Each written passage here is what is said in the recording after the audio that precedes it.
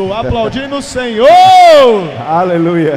Esse homem que tem trabalhado, tem nos ajudado. Olha, muito do que aconteceu aqui, querido, ó, tem contribuição desse homem aqui. O homem de Deus, amém, queridos? E eu creio que ele tem algo muito precioso da parte do Senhor para falar ao seu coração. Você crê nisso, amém? Amém. Glória a Deus, obrigado. Boa noite, amados, a paz do Senhor. Gosto muito do pastor Jean, ele é uma bênção. Quero louvar a Deus pela vida dele, do pastor Gleides. Os pastores de Fortaleza que estão, à frente aqui da visão do MDA. Pastor Roberto, pastor Valdimário, pastor Pereira, tantos pastores preciosos que têm contribuído com a visão do MDA. E eu quero louvar a Deus pela vida desses homens, mas em especial pela vida do Jean, porque ele enche muito a nossa bola. Eu sou Marcílio mesmo, seu servo, para serviços leves.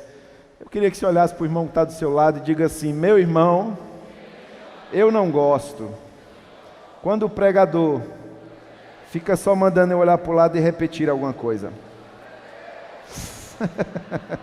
Quantos estão felizes de estar na casa do Senhor? Sabe que você pode aplaudir a Ele? Aleluia! Receba, Senhor, Tu é a glória. Queridos, eu sou secretário da associação do MDA, mas esse não é o nosso título preferido. O título preferido é servo de Jesus. Na realidade, eu tenho um privilégio de trabalhar com pastores, de trabalhar com líderes no Brasil, e Deus tem nos dado o privilégio de trabalhar também fora do Brasil. Nós temos tido assim uma satisfação muito grande de ver a igreja do Senhor junta, unida, centenas de denominações, milhares de igrejas unidas em torno do MDA, e eu creio que esse é o maior sinal que a igreja pode dar. Jesus disse, uma das orações de Jesus, lá em João, ele disse: Pai, que eles sejam um, para que o mundo possa saber, que Tu me enviaste. Eu creio que o último advento, a última coisa que ainda falta acontecer é nós igrejas sermos um, e nós temos trabalhado para isso. Hoje nós temos aqui várias igrejas diferentes, várias ovelhas de vários apriscos diferentes, mas nós estamos sentados na mesa do Senhor no único e só propósito de realmente adorar a Deus, de nos prepararmos para sermos líderes de um novo tempo. Um tempo de bênção, um tempo de graça, um tempo de unção em nossas vidas. Amém? Então eu quero dizer, pastor Daniel, da minha responsabilidade aqui, porque eu fiquei muito em crise quando eu vi você pregando, e eu disse: pastor Gleides, não tem outra pessoa para pregar, porque depois de uma pregação tão preciosa, tão tremenda sobre oração, a gente fica assim impactado com a vida do pastor Daniel, vê o tanto que ele tem crescido. É um grande homem de Deus, envolvidíssimo, um dos líderes, um dos coordenadores da visão do MDA aqui no Ceará. E eu louvo a Deus pela sua vida, pastor. Eu queria que você colocasse só o slide. Eu queria apresentar também, tem um slide que a gente trouxe aí. Eu queria apresentar a minha família, é o nosso maior patrimônio, a nossa família. A minha esposa não pôde estar aqui hoje, porque minha filha está com os trabalhos de escola. Essa ali é a minha esposa, Lourdilene, e ali é a nossa filha Raquel. A Raquel tem 12 anos de idade, e Deus tem nos dado graça de, em família, servir o Senhor, com todo o nosso empenho, com todo o nosso tempo. Então eu queria, antes de entrar na mensagem, eu queria fazer uma pequena reflexão com você. Eu não gosto, eu quero pedir até licença, eu não gosto de usar aquele microfone de mão, porque eu tiro muito da boca, e porque me cansa aqui também.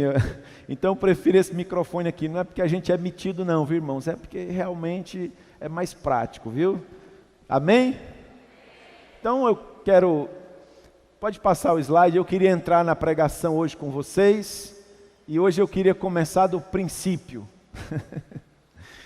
A Bíblia diz lá em Gênesis, no capítulo 1, que no princípio Deus criou os céus e a terra, e a Bíblia vem descrevendo toda a criação de Deus, e no final diz assim: e Deus criou tudo, e viu Deus que tudo era muito, diga, muito bom.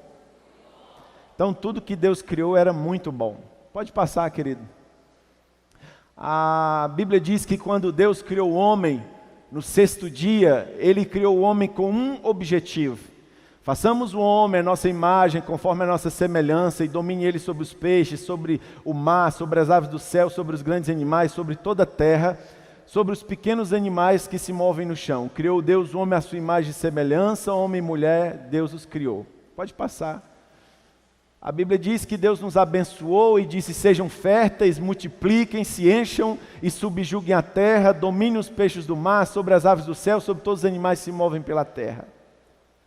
A criação de Deus foi para que nós realmente fôssemos, como Ele mesmo nos descreve, a Bíblia fala que nós fomos criados para ser a coroa da criação dEle.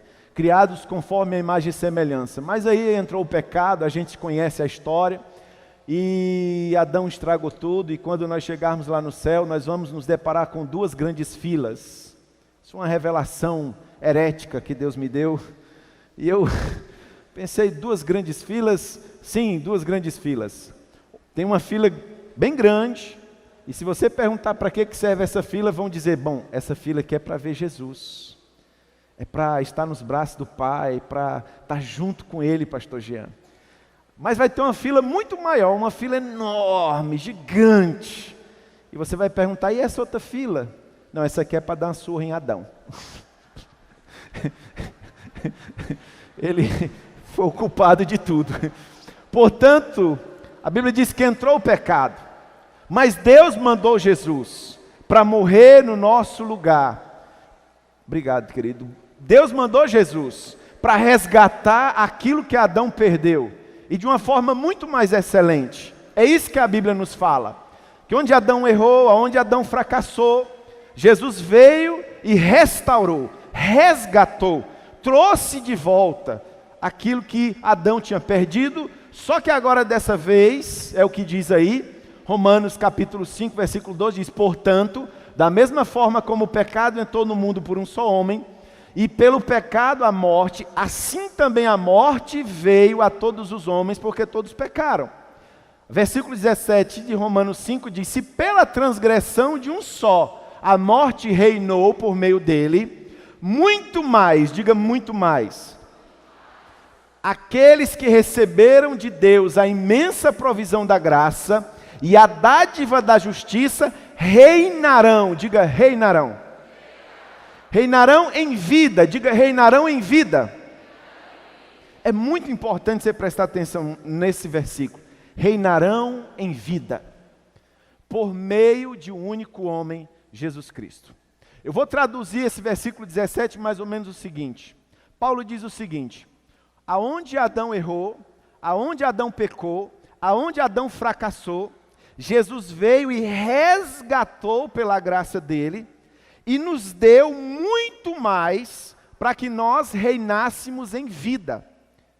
Então, esse versículo, ele está dizendo que nós temos, por direito adquirido pela graça de Jesus, diga assim, salvação, vitória, prosperidade, são de graça, por Jesus.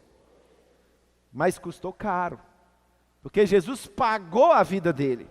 Agora, Jesus morreu, deu a vida dele, a Bíblia diz que ele se tornou maldição em nosso lugar, para que nós fôssemos benditos. A Bíblia diz que ele bebeu o cálice da morte, para que nós tivéssemos vida eterna. Tudo que tinha de ruim em nós, através de Adão, Jesus veio e nos redimiu. Amém. Uma irmã teve a revelação do Espírito. Jesus veio, resgatou e nos redimiu. É o que está dizendo esse versículo. Pode passar. Ou seja, quando Deus nos criou a imagem e semelhança dele, férteis para que nós nos multiplicássemos, subjugássemos a terra e dominássemos a terra. Adão perdeu tudo isso.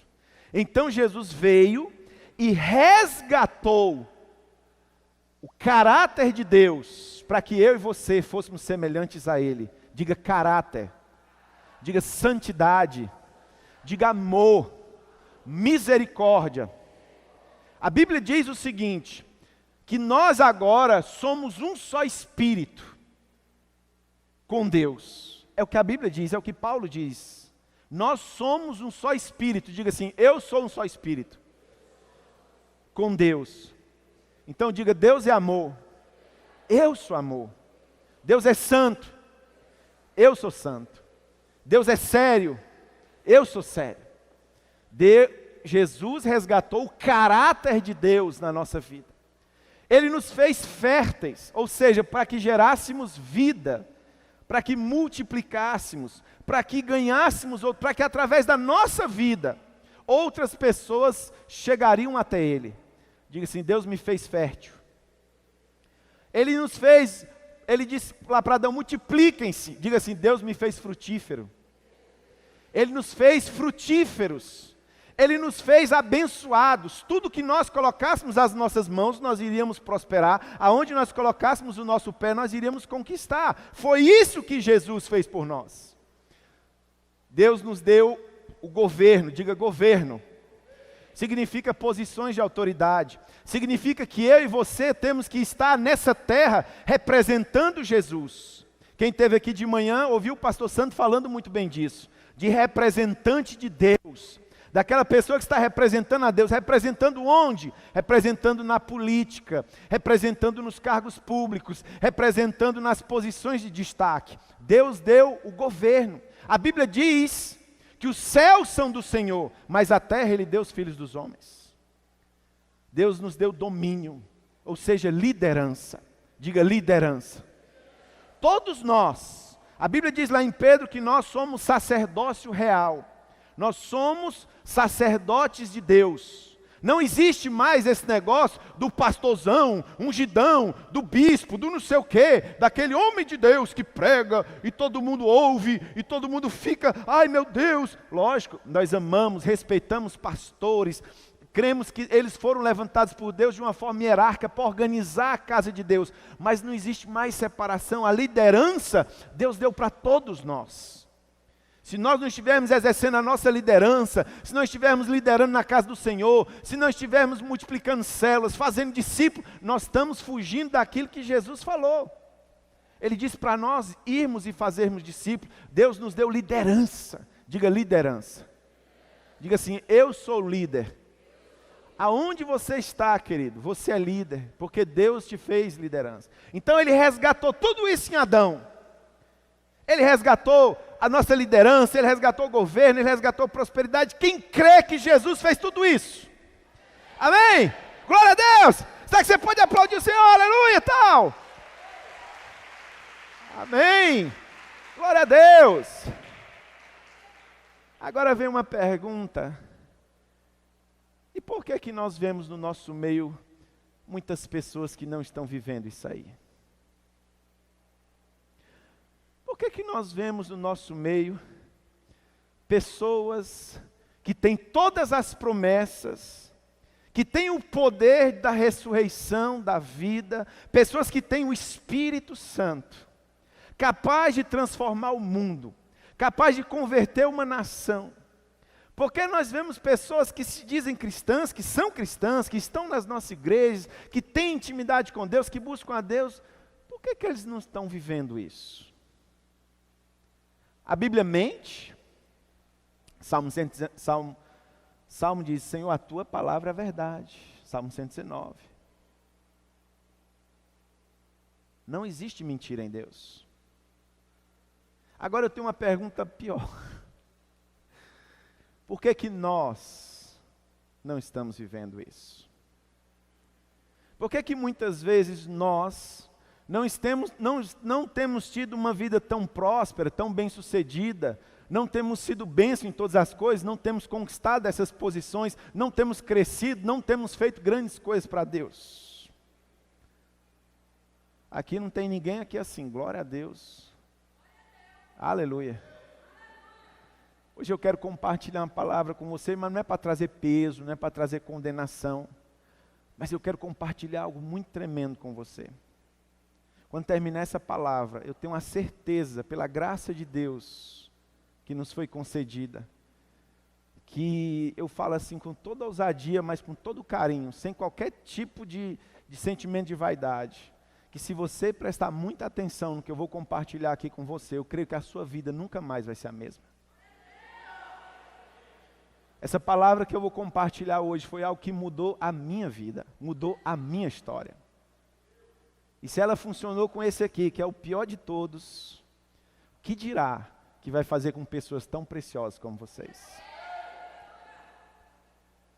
Abra a sua Bíblia em Gênesis, no capítulo 37. Eu vou ministrar exatamente esse tema. Pode passar o PowerPoint. Antes, pode passar, no final eu falo sobre isso. Pode passar. Eu já fiz essas perguntas, pode passar, querido. Pode passar, pronto. Eu vou ministrar exatamente sobre esse tema. Formando líderes para um novo tempo. Eu quero que você lê comigo Gênesis 37, é a história de José. Diz assim: habitou Jacó na terra das peregrinações de seu pai, na terra de Canaã. Esta é a história de Jacó. Tendo José 17 anos, apacentava os rebanhos dos seus irmãos. Sendo ainda bem jovem, acompanhava os irmãos de Bila e os irmãos de Zilpa, mulheres de seu pai, e trazia más notícias deles a seu pai. Ora, Israel amava mais José do que a todos os seus filhos, porque era o filho da sua velhice. E fez-lhe uma túnica talar de mangas compridas. Vendo, pois, seus irmãos que o pai o amava mais que todos os outros filhos, odiaram-no e já não podiam falar pacificadamente. Teve José um sonho e relatou aos irmãos, e por isso o odiaram ainda mais. Pois lhes disse: rogo-vos, ouvi este sonho que tive. Atávamos feixes no campo, e eis que o meu feixe se levantou e ficou de pé. E os vossos feixes rodeavam e se inclinavam perante o meu. Então eles disseram aos seus irmãos: reinarás com efeito sobre nós? E sobre nós dominarás realmente? E com isso tanto mais o odiavam por causa dos seus sonhos e das suas palavras. Teve ainda outro sonho e se referiu a seus irmãos dizendo: sonhai também que o sol e a lua e 11 estrelas inclinavam-se perante mim.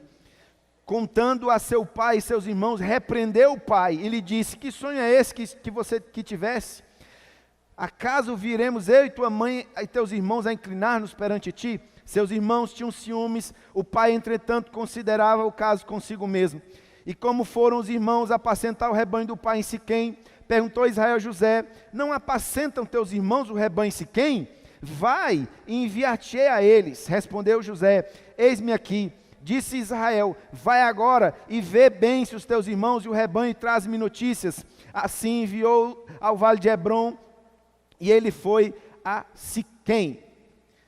Versículo 18. De longe o viram, e antes que chegasse, conspiravam para o matar. E diziam ao outro: lá vem um tal sonhador.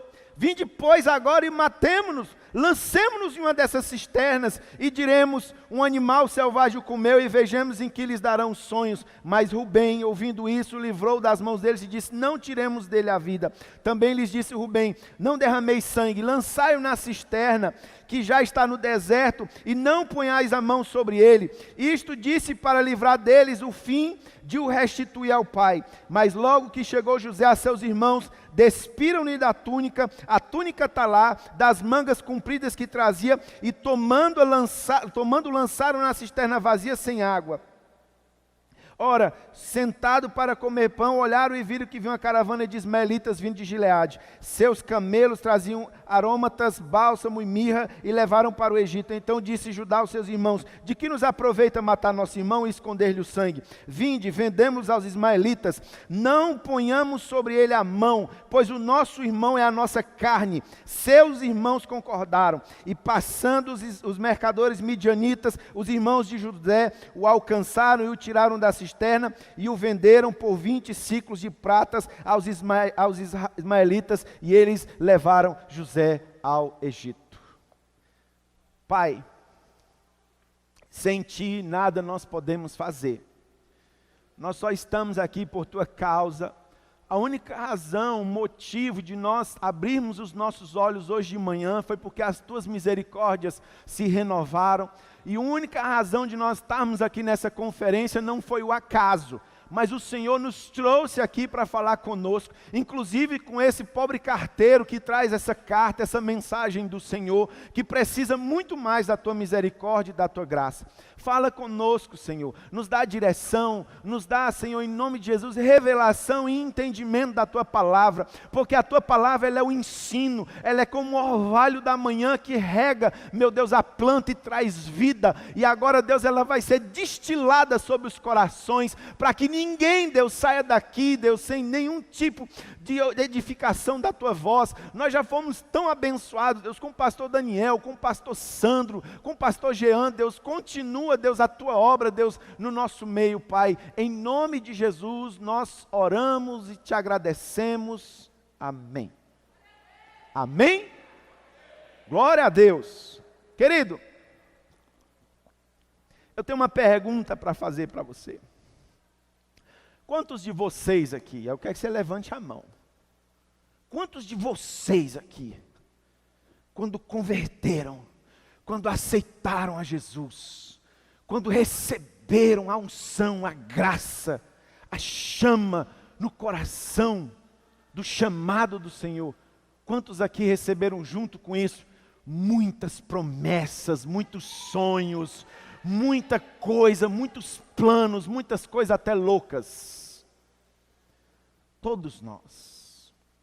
É impossível nós recebermos Jesus, é impossível nós sermos impactados pelo chamado de Deus na nossa vida e não recebermos junto com esse chamado um monte de planos, um monte de sonhos, um monte de coisas loucas, coisas que só a gente sabe que foi Deus que falou.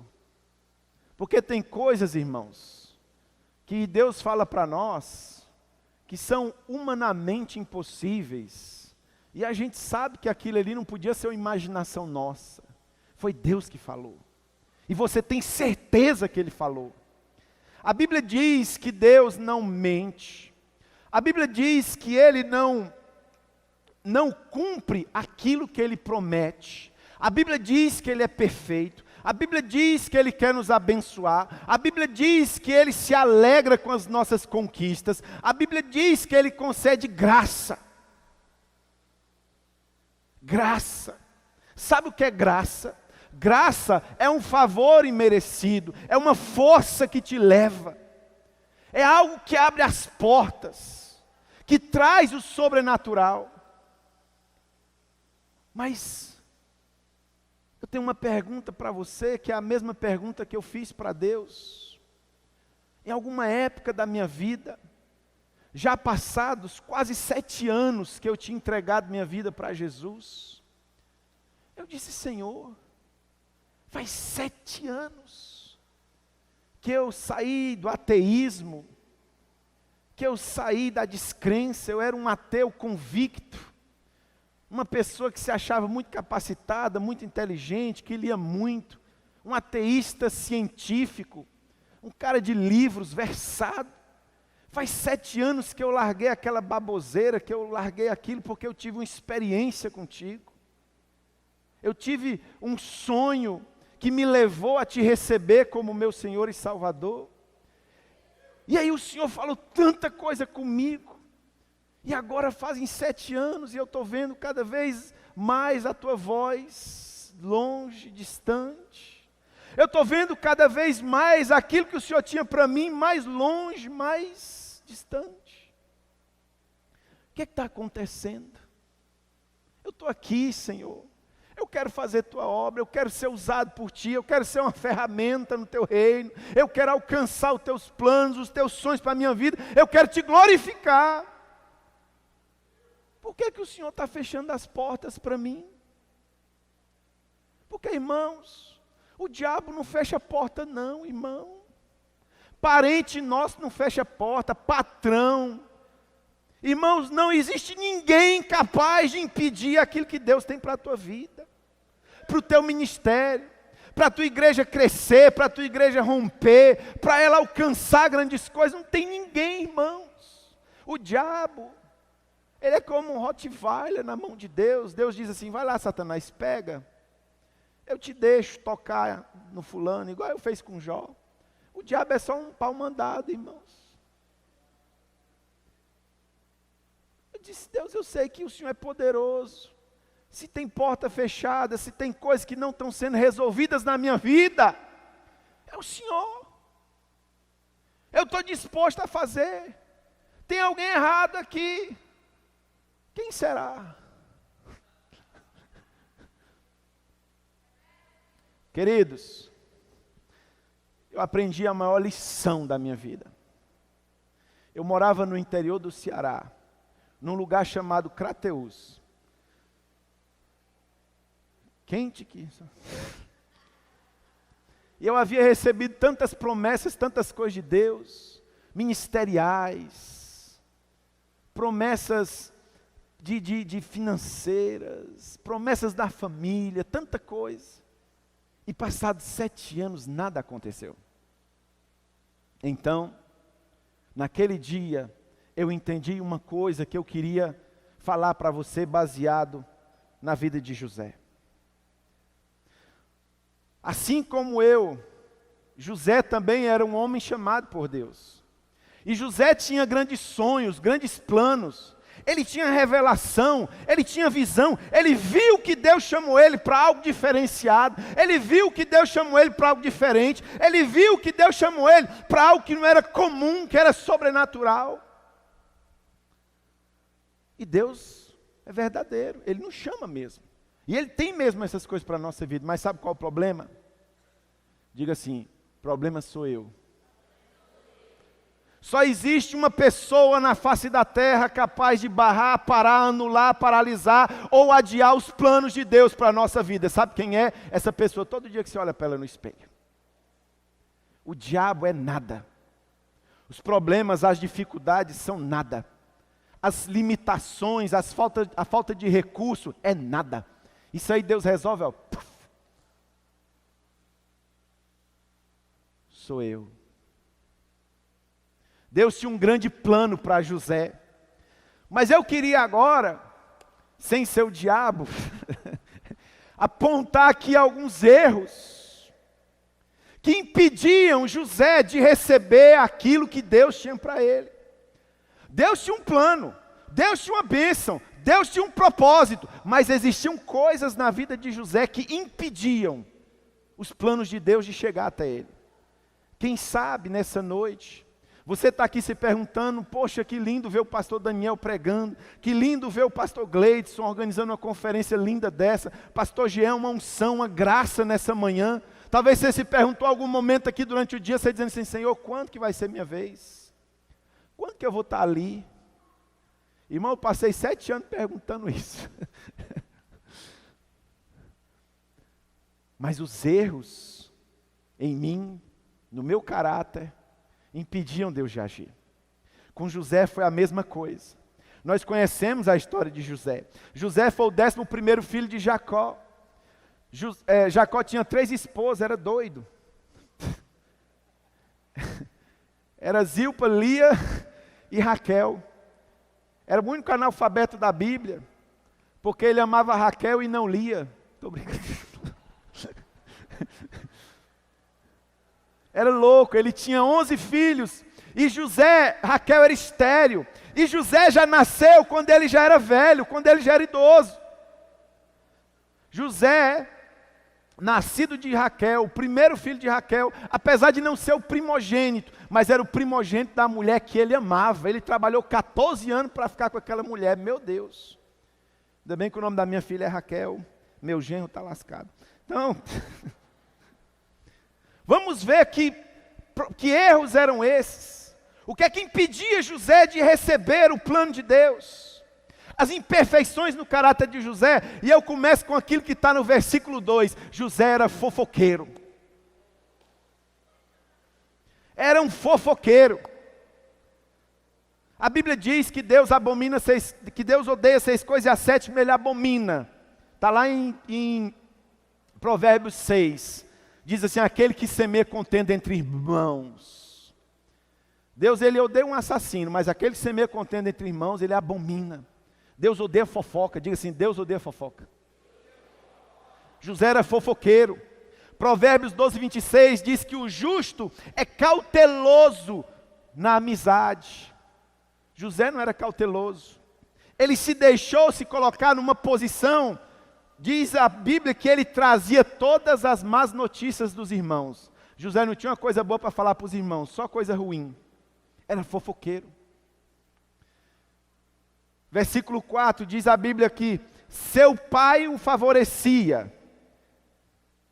José se colocava numa posição de favorito, de queridinho do papai.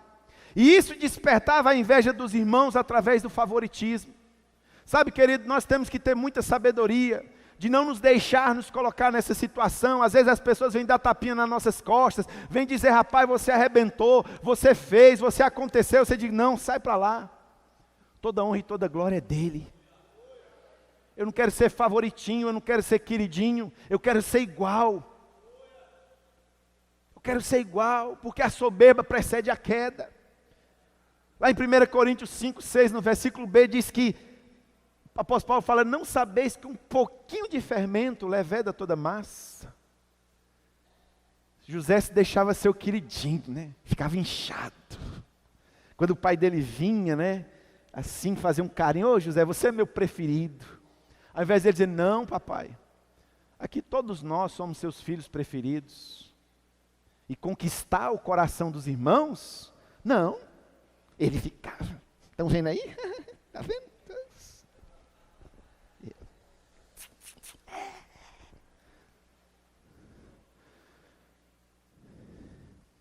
Versículo 6, é um versículo chave, que demonstra as falhas terríveis no caráter de José. Ele chama os irmãos, vem cá, vem cá, vem cá, deixa eu contar esse sonho aqui. Sabe o que é o sonho de Deus? Eu estava por cima, e vocês tudo vinham e se prostrava. O que é isso? José falava demais, compartilhava os sonhos dele com as pessoas erradas, compartilhava os segredos do coração de Deus com as pessoas erradas. Sabe, quando você faz isso, você não gera incentivo, você não gera bênção. Quando você compartilha seus sonhos, os seus planos com as pessoas erradas, sabe o que é que você gera? Inveja. Irmãos, você tem que ter nos dedos de uma mão, e nem todos, as pessoas que você tem que contar os sonhos de Deus, do coração de Deus para elas. São sua esposa, seu cônjuge, seus pais, seus intercessores, seus discipuladores, pessoas da mais alta confiança, pessoas que já demonstraram caráter, que lhe amam, pessoas que realmente querem ver você crescendo. José compartilhou com os irmãos, falava demais. Eu gosto de uma palavra que tem em 2 Reis, no capítulo 18. Quando Eliseu, ele encontra a Sunamita faz aquele quarto para ele, a gente já conhece a história. E aí Eliseu pergunta para o Geazi, Geazi, o que é que essa mulher está faltando? Geazi diz, não, ela tem tudo, ela só não tem filho, ela não pode ter filho.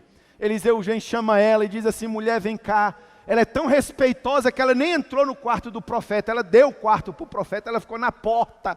Profeta, daqui 1 ano você vai ter um filho.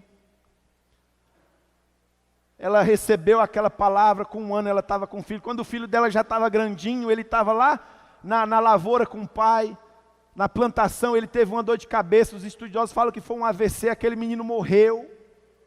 E aí ela sai atrás de quem? Do homem de Deus.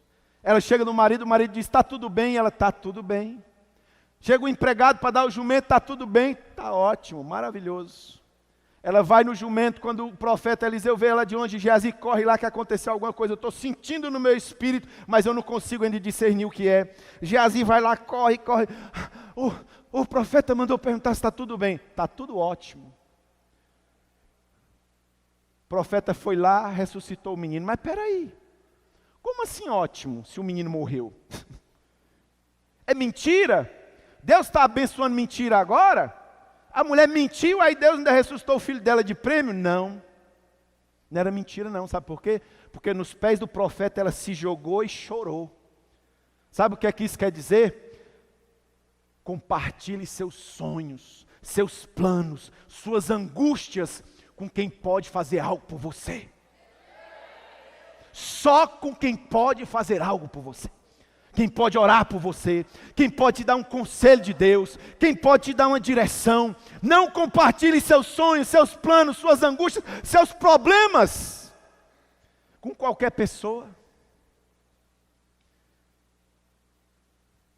Versículo 10, ele contou o sonho de novo, e agora contou envolvendo o pai e a mãe. Imagina o pai idoso, o senhor vai se dobrar diante de mim, imaturo no falar, desonrou o pai. A Bíblia diz que esse é o mandamento com promessa, honrar pai e mãe, para que tudo vá bem e que a gente viva muito tempo. Desonrou o pai. Versículo 12, diz o seguinte, o pai dele diz assim: José, teus irmãos foram lá levar as ovelhas para o campo.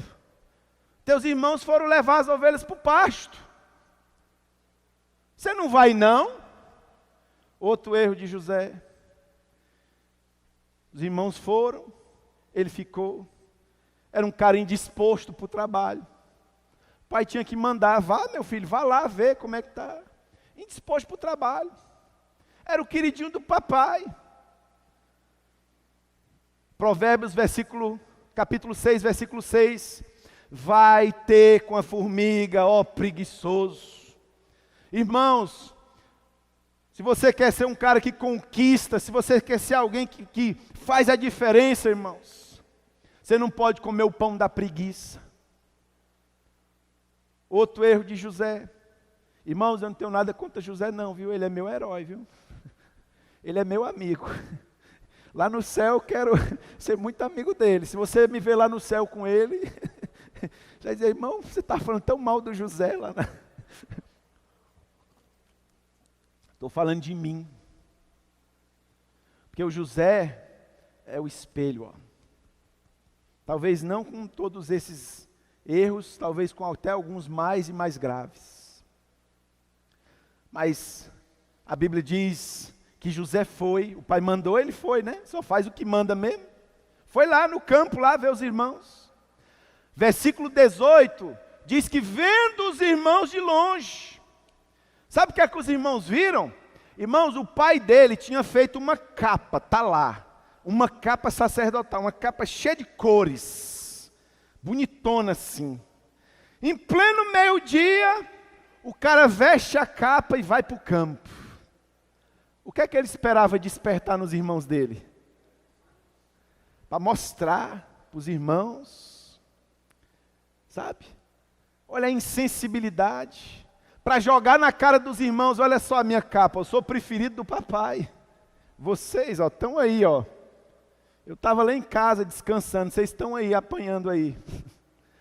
Uma falta de sensibilidade que despertava o ódio nas pessoas. Versículo 20. Os irmãos começaram a intentar uma armadilha para ele. E sabe qual é o erro de José aqui? José era tão insensível, ele era um cara tão desatento, tão desligado, que os irmãos queriam fazer uma armadilha e ele nem entendeu nada. Ele nem maldou nada. Ele nem sabia o que estava acontecendo ao redor dele.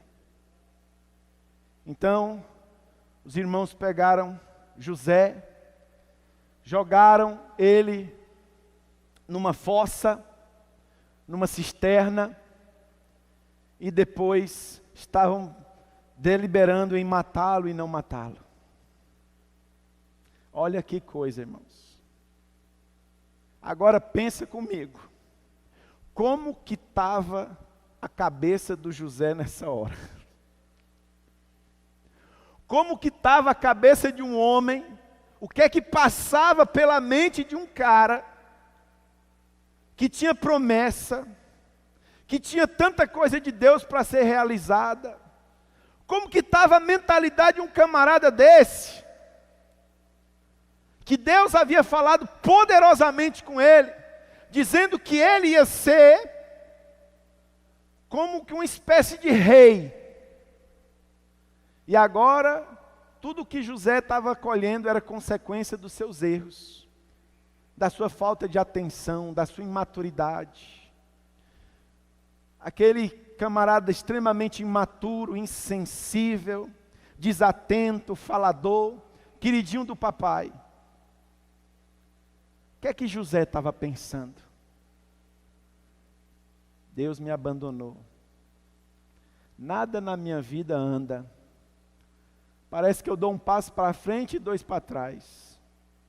Embora Deus tenha tanta coisa para realizar na minha vida, parece que tudo só piora. Parece que eu nunca vou viver as bênçãos de Deus. Foi exatamente isso que passou na cabeça de José. Eu estava ontem numa vigília, eu tinha decidido pregar uma palavra que a gente já tem pronta, que a gente compartilha. E ontem nessa vigília de uma célula que eu fui, eu dei uma palavra para 20 pessoas. E ali orando e buscando a Deus, eu recebi uma direção muito clara de Deus para falar essa palavra. Eu nunca preguei isso aqui. É a primeira vez que eu estou pregando. E Deus disse assim: meu filho, eu tenho que usar essa palavra para falar com pessoas amanhã. Então eu ia pregar essa palavra depois, no sábado, mas aí houve uma mudança na programação. O pastor Gleides perguntou se eu podia pregar hoje. Jesus. E é um desafio estar aqui. Porque é um desafio olhar para a vida de um homem que Deus tinha tanta promessa, tinha tanta coisa, e de repente, parece que aquelas promessas todas foram invalidadas. Parece que tudo aquilo que Deus tinha para ele foi por água abaixo. Parece que tudo aquilo que ele pensava em viver, sumiu, desapareceu. Mas aí veio algo. Diga assim, veio algo. Diga assim, veio a graça. Diga, veio a graça. A graça de Deus começou na hora que os irmãos queriam matar José. Sabe, querido, as nossas frustrações, os nossos fracassos, aquelas coisas que nós vivemos, não vão nos matar. Diga assim, não vão nos matar. Diga assim, vai me aperfeiçoar. Naquele momento, a graça de Deus veio sobre a vida de Rubem. Rubem disse, não, nós não vamos matar o nosso irmão, ele é sangue do nosso sangue, mas nós vamos vender. Com aquela atitude, Rubem estava fazendo algo pela vida de José. Rubem e os seus irmãos, que queriam matar José, que queriam destruir a vida de José, estavam sendo verdadeiros instrumentos de Deus, para que se cumprisse aquelas promessas na vida de José. Sabe, querido, você quer entender uma coisa, deixa eu te falar. Talvez você esteja passando por luta, talvez você esteja passando por dificuldade, talvez você esteja passando pelo vale em tantas áreas da sua vida. Na área financeira, na área ministerial, na família, no casamento. E você pode estar pensando, meu Deus, as situações só estão piorando. Mas deixa eu te falar, nada escapa do controle de Deus. Deus está usando essas situações para te levar aonde Ele quer te levar. Deus está usando essas situações para trabalhar no teu caráter. Deus está usando essas situações para transformar o teu pensamento, o teu entendimento. Gênesis, capítulo 39.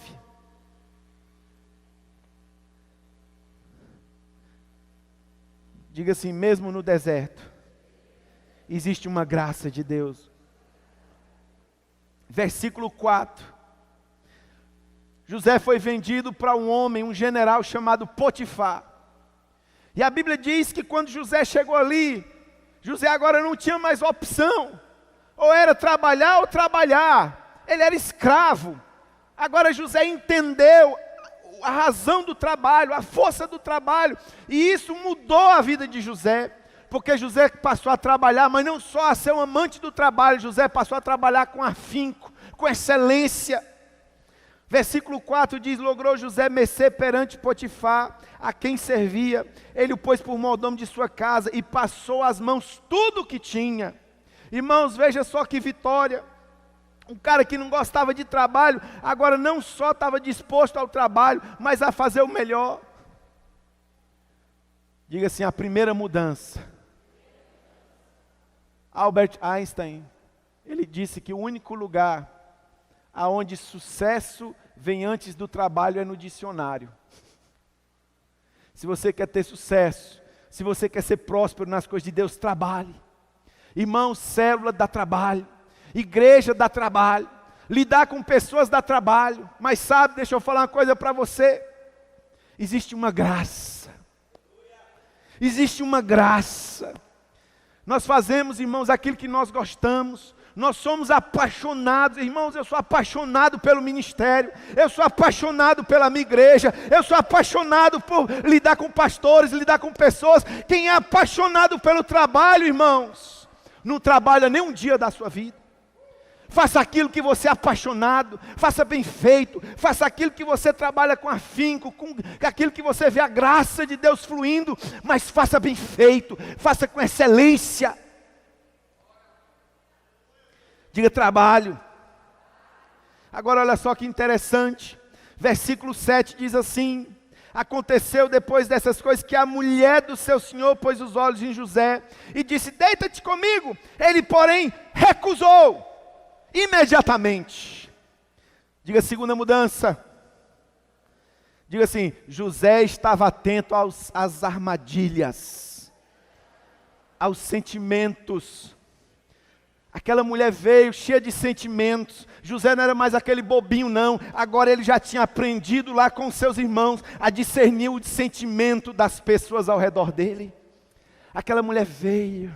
Ai José, ai José, ai José. Sabe, irmãos, imediatamente ele recusou. Ele estava atento aos sentimentos. Outra. Versículo 12, então ela pegou pelas vestes e disse: deita-te comigo. Ele, porém, deixando as vestes, diga, deixando as vestes, nas mãos dela saiu fugindo para fora. José estava atento à armadilha, diga assim, armadilha.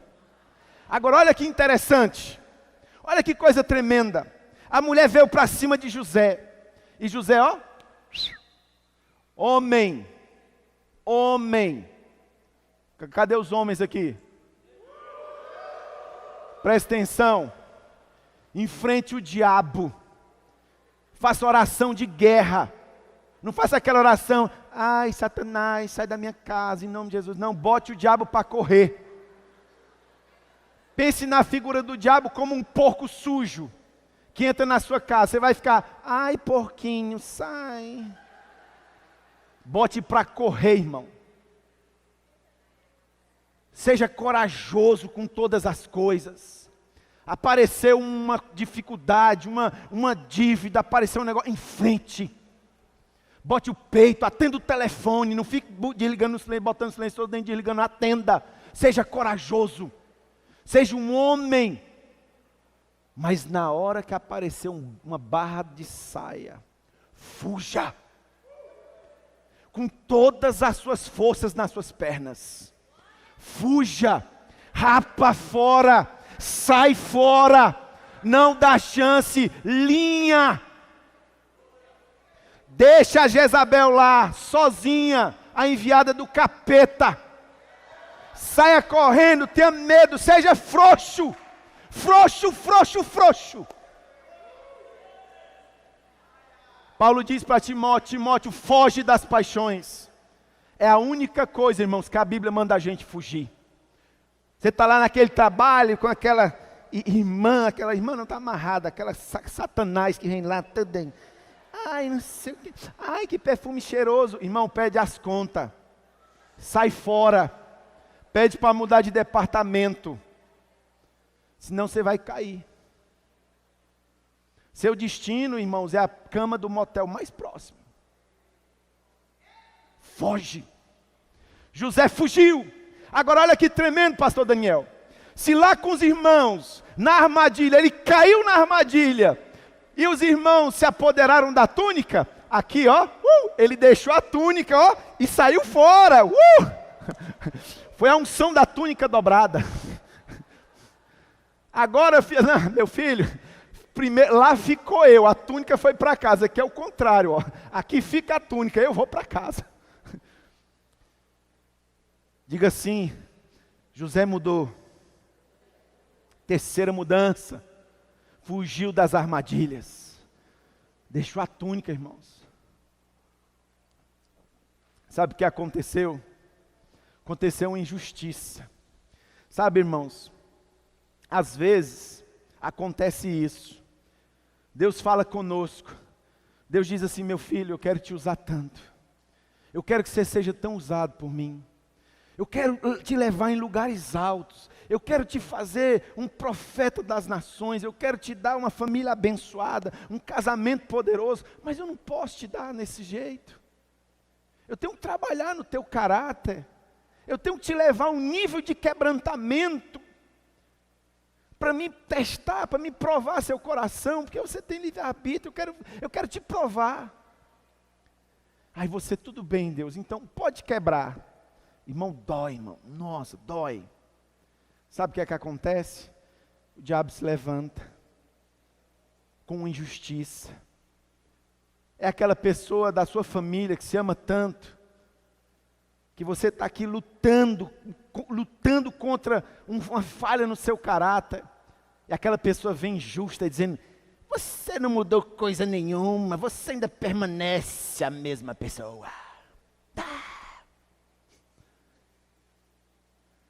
Quando você está aqui lutando para restaurar seu nome, para pagar todas as suas contas, para estar com tudo em dias, aí aparece o seu nome lá no SPC por uma coisa que você não fez, sabe?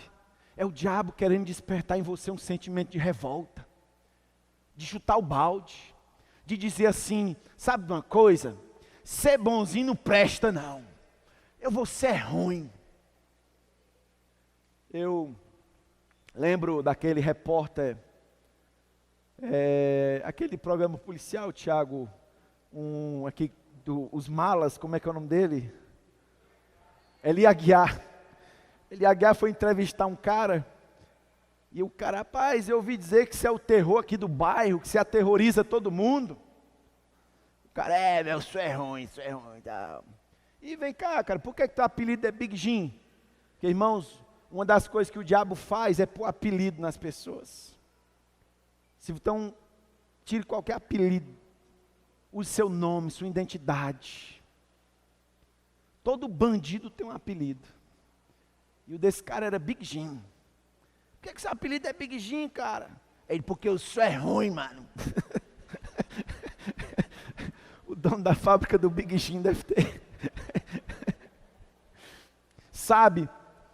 No meio da mudança, no meio do tratamento de Deus, vem uma injustiça, e o diabo joga um sentimento, e ele joga na primeira pessoa, ele não joga na terceira pessoa. Rapaz, você tem que ser ruim, porque senão você vai pensar assim, eu tenho que ser ruim? Quem está falando isso? Não, ele joga na primeira pessoa, no seu ouvido, aquele pensamento diz, rapaz, ser justo, eu estou sendo justo, eu estou tentando me consertar, eu estou tentando mudar, não está dando certo, eu vou ser ruim mesmo. Resista. É o último grito de Satanás. José sabia disso. José sabia que quando Deus está agindo, as coisas parecem piorar, mas lembre-se, nada foge do controle de Deus. Diga assim, Deus está trabalhando. Romanos 8, 28 diz que todas as coisas cooperam para o bem daqueles que amam a Deus, para aqueles que são chamados segundo o seu propósito. Isaías 29, 11, o Senhor diz assim, eu sei os pensamentos que tenho a vosso respeito, pensamentos de bem, e pensamentos de paz e de bem, e não de mal, para dares o fim a que eu desejo. Diga assim, Deus tem um propósito. Aí sabe foi o que aconteceu? Diga assim, quarta transformação, diz a palavra, versículo 21, o Senhor, porém, era com José, ele foi benigno, e lhe deu mercê perante o carcereiro. Irmãos, José conquistou de cara a simpatia do carcereiro. O homem que despertava ódio, inveja, o homem que despertava sentimento de morte, agora estava ganhando a simpatia das pessoas. Sabe? É assim que Deus faz. Eu quero ler Gênesis 40, que diz assim: passadas essas coisas, aconteceu que o mordomo do rei do Egito e o padeiro ofenderam o seu senhor, rei do Egito. Indignou-se Faraó contra os 2 oficiais, e o copeiro-chefe e o padeiro-chefe, e mandou-os detê-los na casa do comandante da guarda, no cárcere onde José estava preso. O comandante pôs-os a cargo de José para que o servisse, e por algum tempo estiveram na prisão. E ambos sonharam, e cada um teve um sonho. Na mesma noite, cada sonho com a sua própria significação. O copeiro e o padeiro do rei do Egito, que se achavam encarcerados. Vindo José pela manhã, viu-os, e eis que estavam perturbados, turbados. Então perguntou José aos oficiais de Faraó, que com ele estavam no cárcere do seu senhor: por que tendes hoje um semblante triste? O cara insensível, um cara que não enxergava um palmo diante do nariz, um cara que despertou a fúria, o ódio dos irmãos, agora chegava na cadeia e já conseguia, pastor Jean, identificar a sensibilidade que Deus treinou esse rapaz. Diga assim: quinta mudança, sensibilidade. Olha, irmãos, olha Deus trabalhando, olha Deus pegando um cara tão cheio de defeitos, Deus jogando ele na lama, e lá na lama, lá no pó, Deus restaurando e trazendo a vida, junto com uma mudança de caráter tremenda. Eles responderam: tivemos um sonho, não há quem possa interpretar. Disse-lhe José: porventura não pertencem a Deus as interpretações? Contaram-lhes o sonho. Então o copeiro-chefe contou o sonho a José e lhe disse: em meu sonho havia uma videira perante mim, e na videira 3 ramos, e ao brotar a vinde havia flores, e os seus cachos produziam uvas maduras. O copo de Faraó estava na minha mão, tomei as uvas e as espremi no copo de Faraó e dei da mão ao próprio Faraó. Então José lhe disse: esta é a interpretação. Os 3 ramos são 3 dias, dentre ainda 3 dias teu cargo, e tu lhe darás o copo na mão. Faraó te reabilitará e reintegrará o teu cargo, e tu darás o copo na mão própria dele, segundo o costume antigo, quando lhes era copeiro. Versículo 16. Vendo, presta atenção, vendo o padeiro-chefe que a interpretação era boa, disse a José: eu também sonhei. Eis que 3 cestos de pão alvo estavam sobre minha cabeça, e no cesto mais alto havia todos os manjares de Faraó, arte de padeiro. As aves comiam do cesto da minha cabeça. Então José lhe disse: a interpretação do sonho é esta. Dentre ainda 3 dias Faraó tirará a tua cabeça e pendurará no madeiro. As aves comerão tua carne. 3º dia era aniversário de nascimento do Faraó. Deu este um banquete a todos os seus servos, e no meio deles reabilitou o copeiro-chefe e condenou o padeiro-chefe. Ao copeiro-chefe reentregou seu cargo, no qual dava a mão no copo de Faraó, mas ao padeiro enforcou como José havia interpretado. Houve um problema, ninguém sabe. Naquela época os reis eram cheios de caprichos. Talvez alguém tentou envenenar Faraó, estavam tentando descobrir quem era. Mas a sensibilidade, José chegou e encontrou aqueles homens, viu eles tristes. E aí, irmãos, entra uma coisa fantástica aqui. O que é que o teu plano, o que é que o teu sonho, o que é que aquilo que você tem de Deus tem a ver com as pessoas? Porque o teu sonho, o teu plano, aquilo que você tem de Deus para a sua vida, não é para você. O teu sonho, o teu plano, a tua promoção não é para você. Aquilo que Deus tem para realizar, os grandes projetos, as grandes coisas, não são para você. E está aqui os sonhos para provar. O copeiro teve um sonho. Ele foi lá na uva, pegou 3 galhos, pegou um cacho de uva e espremeu no copo de Faraó. José disse: esse é um sonho de vida, você vai viver, porque é um sonho de vida. Você vai lá na uva, você vai lá na videira. Quem que é a videira? João 15, eu sou a videira. Quem que produz uva? Deus. A uva é uma criação de Deus. O nosso sonho tem a ver com isso. Quando nós vamos lá na videira, pegamos a uva, aquilo que vem de Deus, aquilo que é provisão de Deus, aquilo que só Deus produz, e pegamos aquilo e esprememos no copo, ou seja, servimos outras pessoas. Isso é um sonho de vida. Quando eu quero recursos de Deus para abençoar a vida dos outros.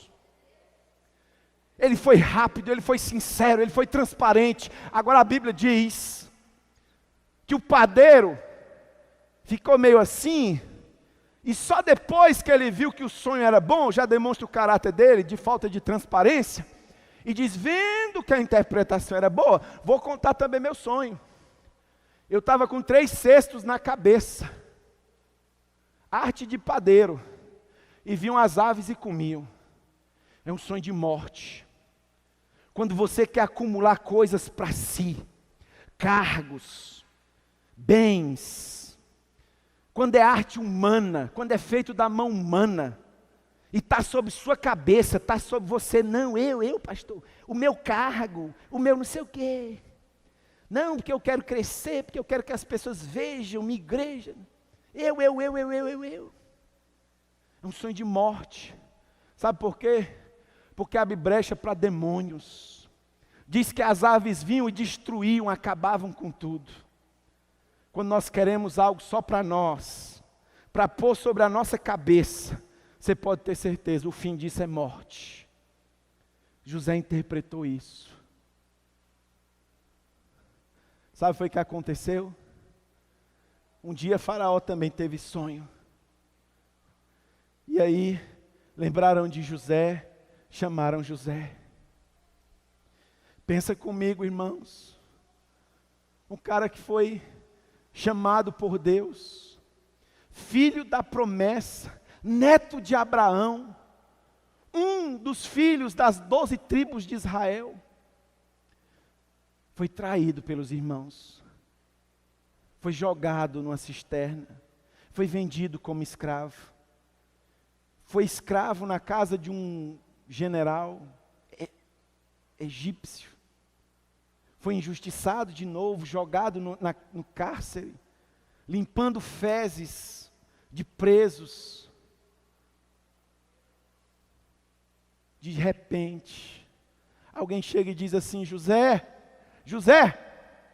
trouxeram uma roupa para você, bonita, linda, trouxeram um aparelho de barbear, trouxeram incenso, sabonete, querem que você tome um banho, porque o Faraó quer te ver.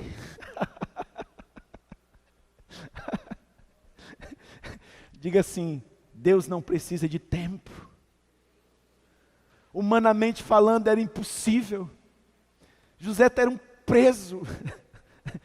Agora o mais alto cargo do Egito queria falar com ele, queria se consultar com ele. José ele sabia que era Deus que interpretava sonhos. Chegou lá, ele interpretou os sonhos, e Deus foi tão, diga assim, graça. Diga graça. A graça de Deus foi tão grande, que além de interpretar o sonho, José ainda deu a solução para o problema de Faraó. Sabe o que aconteceu? Faraó endoidou, enlouqueceu.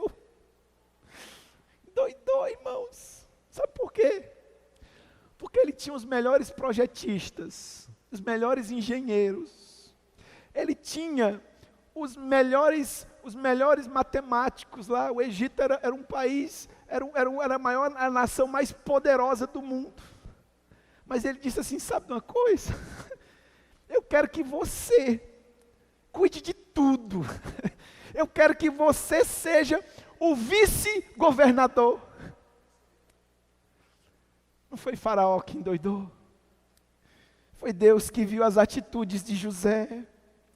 E Deus olhou com tanto orgulho, e Deus disse assim: rapaz, está pronto. Era tão insensível, era tão alienado, era tão desrespeitador, mas agora está pronto. Está pronto. Pode ir, meu filho, pode ir. E aquela porta excelente se abriu. José, do dia para a noite, deixou de ser um preso, limpador de fossa de presídio, para ser o vice-governador do Egito. Diga assim: o tempo de Deus é rápido. Diga assim: Deus faz o que Ele quiser, na hora que Ele quiser, no tempo que Ele quiser. Sabe o que está impedindo, irmão, muitas vezes, Deus de nos promover, Deus de nos colocar nos altos cargos? Sabe o que está nos impedindo de nós ganharmos asas e conquistarmos grandes coisas para o Senhor? É nós ainda não deixarmos Deus trabalhar na nossa vida, como José se permitiu. José se tornou um excelente gestor. Sabe, irmãos, para você ser um excelente gestor, você tem que aprender a lidar com pessoas. Você tem que aprender a liderar. Irmãos, liderar não é mandar. Liderar é ter sensibilidade de colocar as pessoas certas nos lugares certos. Sabe onde José aprendeu isso? Lá na casa do Potifar. José foi treinado. José se transformou num homem sensível. Quando Israel teve fome, ele mandou trazer toda a sua nação. José foi o redentor de Israel. Sabe por que essa palavra está nas nossas mãos? Sabe por que nós estamos aqui hoje reunidos? Porque um homem chamado José se levantou um dia no Egito para salvar, para ser o redentor do povo de Israel. Deus levantou aquele homem. Pediu o menino do teclado para vir aqui, nós já estamos terminando. Vamos começar a tocar teclado para fingir que a gente está terminando. José foi usado para salvar aquela geração e as próximas gerações. Mas ainda faltava algo. José viu seus irmãos. José tratou com seus irmãos. Depois você lê a história de José. Eu sei que muitos aqui já leram. Lê de novo. José é meu herói. Porque no momento máximo, no momento em que José poderia se vingar de tudo, que ele tinha poder para fazer justiça, no momento que José tinha autoridade para chegar para os irmãos dele dizendo assim: agora vocês vão ter que lamber minhas botas. Agora vocês vão ver. Agora vocês vão ter que me engolir. Ele não fez isso. E essa é a última grande característica que Deus colocou sobre a vida de José. José se tornou um grande perdoador. Ele perdoou os seus irmãos. Ele restaurou sua família. A bênção de José foi tão transbordante que ela alcançou a vida de José, alcançou a sua casa e alcançou toda a nação de Israel. Ele colocou o nome dos seus 2 filhos, de Efraim e Manassés. Efraim significa duplamente frutífero. Sabe? É assim que Deus trata conosco. Os nossos erros, E a nossa falta de maturidade muitas vezes nos levam até um certo nível. Mas quando Deus nos joga no calabouço, e é Deus que joga, quando Deus faz com que nós passemos pela fornalha, e é Ele que faz. Quando Deus nos joga na cova dos leões, é Ele quem joga. Quando Deus permite situações para trabalhar o nosso caráter, e nós mudamos, então é o momento da gente se transformar duplamente frutífero. Outro nome do filho de José foi Manassés.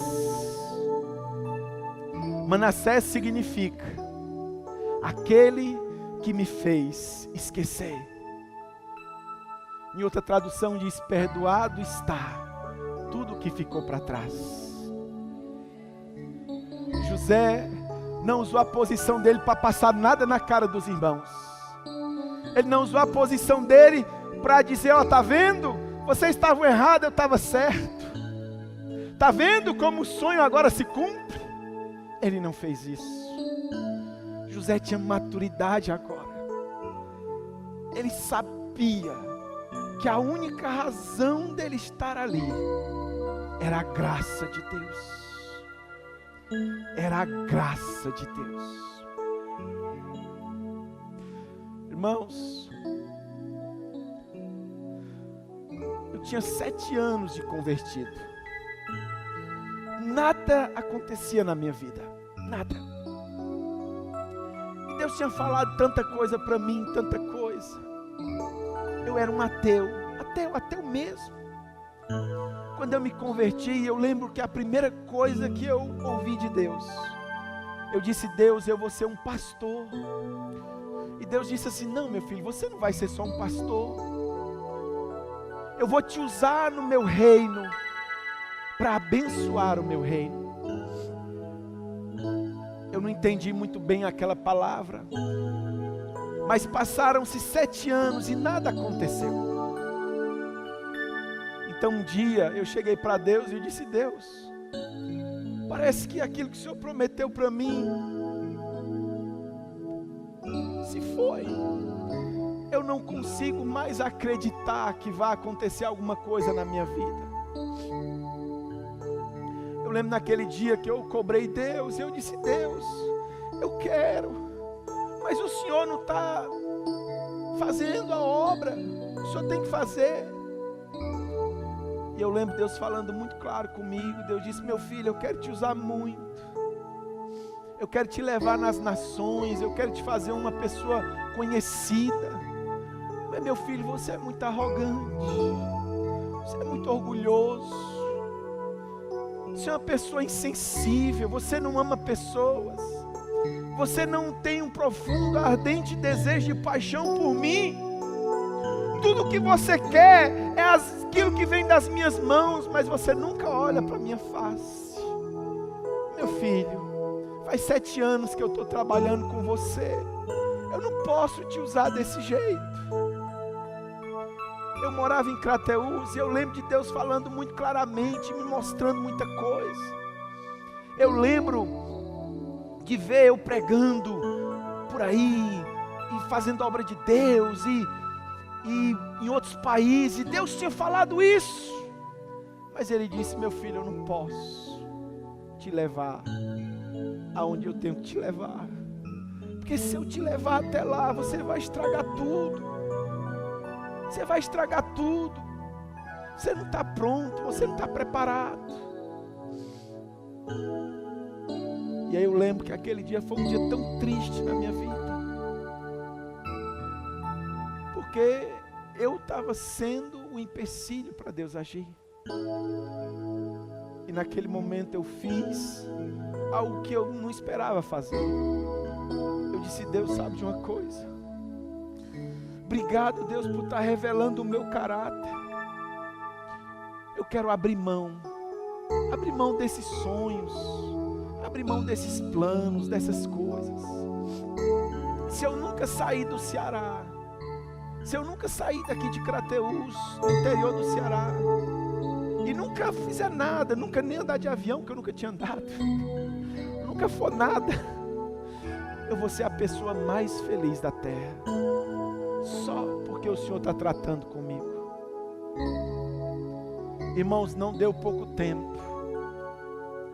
Quando eu já tinha aquietado meu coração e me liberado de tudo, não deu pouco tempo. Deus me mandou vir a Fortaleza. Eu conheci o pastor Eibe. O pastor Eibe, no bom sentido da palavra, foi o meu faraó. Foi o pastor Eibe que me tirou de trás das malhadas e, sem mais nem menos, com tantos pastores que caminham com ele há muitos anos, com tantas pessoas da confiança dele, eu que estava ali há pouco tempo, pastor Daniel, pastor Eibe disse: olha, eu queria organizar a visão do MDA, e Deus falou muito forte comigo, que nós deveríamos fazer uma associação, e eu preciso de alguém para cuidar dessa associação. E eu perguntei: Deus, quem é a pessoa da minha equipe que vai cuidar? E Deus disse: não, quem vai cuidar da associação é o Marcílio. E da noite para o dia, a minha vida mudou 360 graus. Eu não sei com quantos milhares de pastores eu já conversei.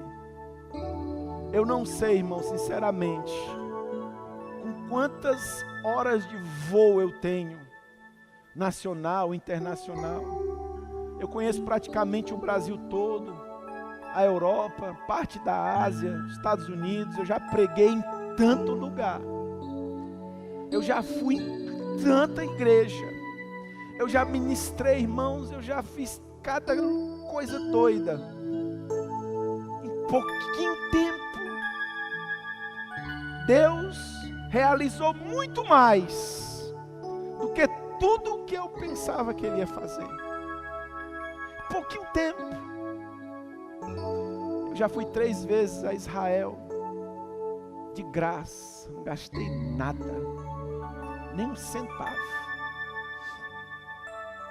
Viajei aos Estados Unidos, viajei à Ásia, já fui para Dubai, para tanto lugar desse mundo, de graça, pregando, já preguei na Europa, na Inglaterra, Londres, tanta coisa. Deus fez, sabe, da noite para o dia, quanto menos eu esperava. Mas sabe de uma coisa? Essas coisas não fazem mais diferença não, irmãos. Isso aí não. Naquela época, eu quero tanto, eu quero tanto. Hoje, só tem uma coisa que eu quero. É Ele. É Ele. É Ele. É Ele. É Ele. Eu quero Ele. Eu quero o meu Deus. Eu quero o meu Jesus, o lírio dos vales, a resplandecente estrela da manhã, a raiz de Davi, o leão da tribo de Judá, o rei dos reis, o senhor dos senhores, a estrela da manhã. Eu quero o meu Deus, o Jeová de Sabaó, Deus da guerra, o Elohim, o El Shaddai, o Todo-Poderoso. Eu quero Ele, Ele, Ele, Ele, Ele, só Ele. Não tem mais nada que eu quero.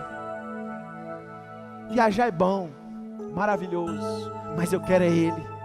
Prosperidade financeira é ótima, minha vida deu um salto, é bom demais, mas eu quero Ele.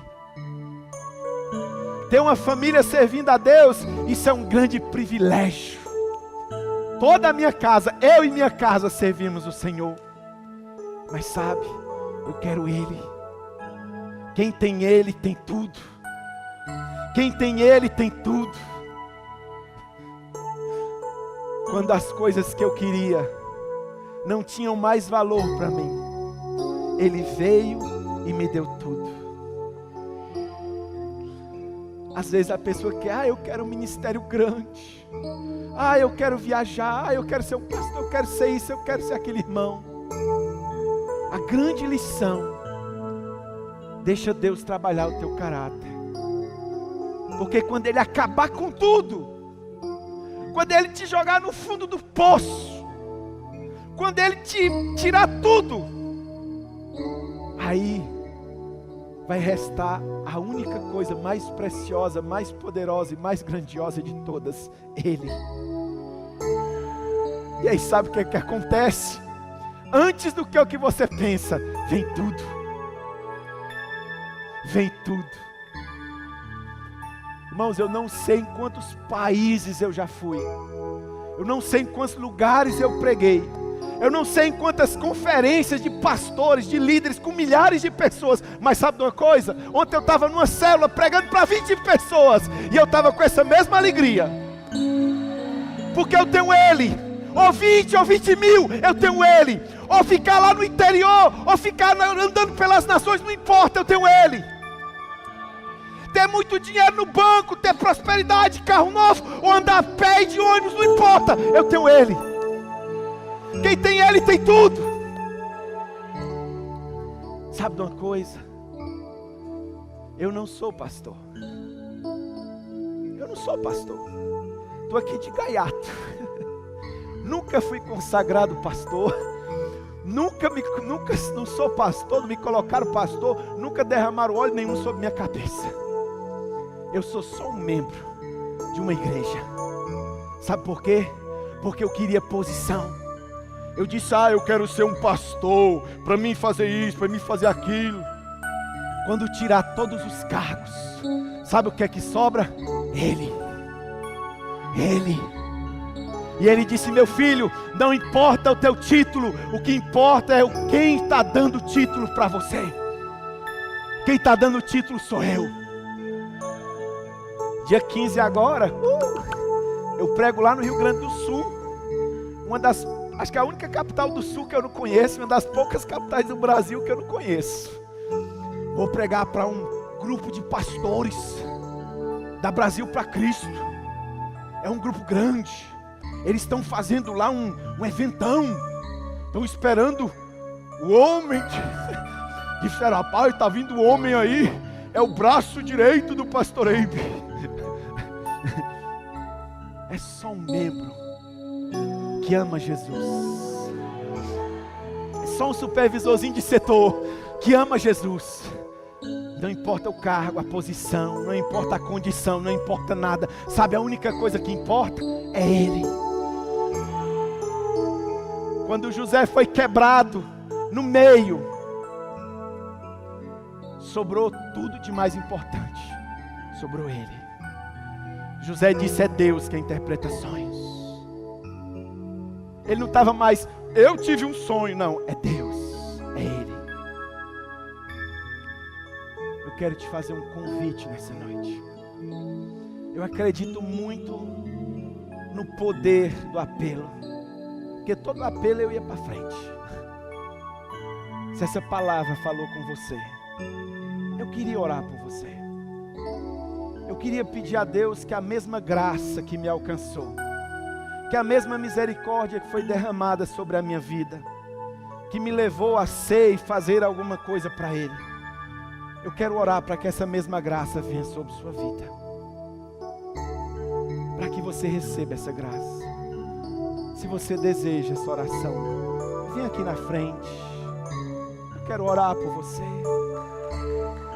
Quero orar por você. Ore canta la baixoria, ele canta la base. Nós podíamos ter um louvor ainda? Tem louvor? A senhora foi embora já. O ministério de louvor pudesse estar aqui conosco. Não existe nada melhor do que louvarmos o Senhor. Se você crê que essa palavra é para você, se você acha que ainda tem sonhos e planos que ainda não foram realizados, e você quer vir aqui e quer dizer, Deus, eu estou vindo aqui como um sinal de que o Senhor vai trabalhar na minha vida, de que o Senhor vai fazer algo na minha vida, que ainda existe algo ainda que não foi feito, existe algo que eu ainda não me permiti fazer. Mas nessa noite eu quero te dar liberdade, Senhor, para que o Senhor faça. Eu quero, Senhor, Eu não quero cargo, eu não quero título, eu não quero posição, eu não quero nada. Tudo que eu quero, tudo que eu desejo é só o Senhor. Quem tem o Senhor tem tudo. Se você quer declarar isso, vem aqui à frente. Venha orando com fé. Porque o que vai nos alcançar não é a oração de um homem. O que vai nos alcançar é a graça. O que vai nos impulsionar é a graça. O que vai fazer a diferença é a graça. Ora, calabachandarabala. Oh, Deus. Comece a orar nesse momento. Comece a dizer: Deus, fala comigo. Diz para mim ainda o que é que eu tenho feito que tem atrapalhado o Senhor de agir. O Senhor é perfeito. Não há nenhuma imperfeição em Ti, Senhor. O defeito, a falha está em mim. E eu preciso, Deus. Eu preciso que o Senhor trabalhe o meu caráter, trabalhe o meu coração. Eu preciso que o Senhor me quebre. Se for preciso, Deus, me quebra, me quebra, me quebra. Mas não me deixa, Senhor, sair daqui hoje à noite sem receber do Senhor aquilo que vai fazer a diferença na minha vida. Não me deixa, Senhor, sair daqui hoje à noite sem que realmente, Senhor, haja uma mudança, uma transformação no meu caráter. Aquilo que está impedindo, Senhor, as bênçãos do Senhor na minha família, no meu trabalho, na minha casa, nas minhas finanças, no meu ministério, no meu chamado, em nome de Jesus. Eu quero dizer, Deus, hoje à noite, que eu estou disposto a pagar o preço da mudança. Nem que seja para ser jogado numa cova, nem que seja para ser traído, nem que seja, Deus, para passar por prova, por luta, para ser quebrado, para depois ser quebrantado. Querido, se quebrante na presença do Senhor. Em nenhum lugar da Bíblia diz que Deus nos quebranta, nenhum lugar.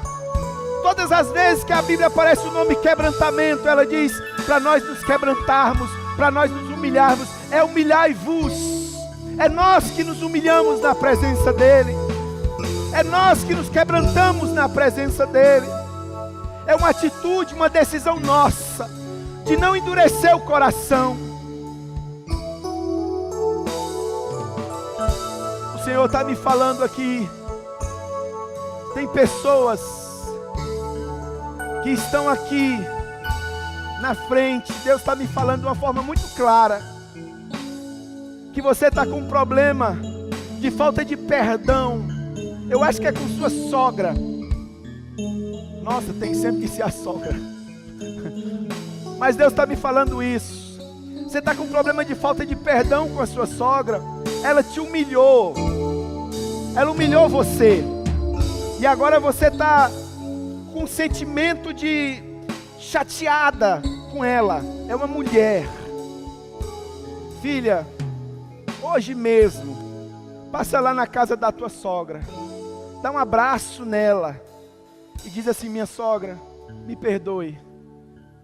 Porque essa falta de perdão dela, que você está sentindo dela, está impedindo Deus de trabalhar na sua vida. Tem pessoas aqui que estão com problema na empresa. Você subtraiu algo da sua empresa. Você pegou algo da empresa. Eu não sei bem o que é, mas você pegou, não foi dinheiro, foi um objeto. E você agora está se sentindo culpado. Eu não vou pedir para você levantar a mão, mas você está se sentindo culpado. Volta lá, querido. É melhor perder o emprego do que perder sua comunhão com Deus. Volta lá, devolve. Devolve. Devolve esse objeto. Pede perdão. Não justifica o que você fez.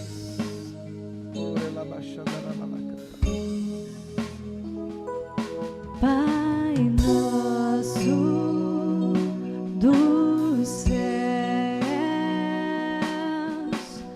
santo é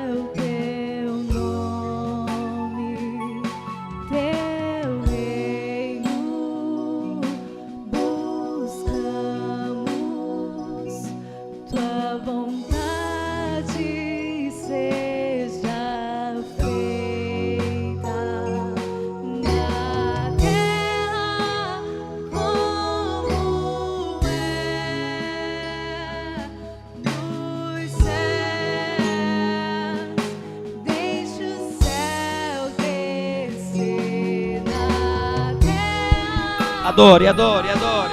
Adore o Senhor. Adore o teu Deus. Adore o Senhor. Levante suas mãos e adore. Levante suas mãos e adore.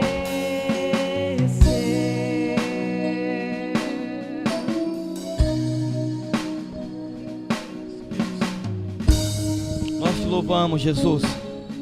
Nós te louvamos, Espírito Santo, por esse dia tão precioso. Nós te louvamos, ó Deus, por cada palavra ministrada nesse dia, ó Pai.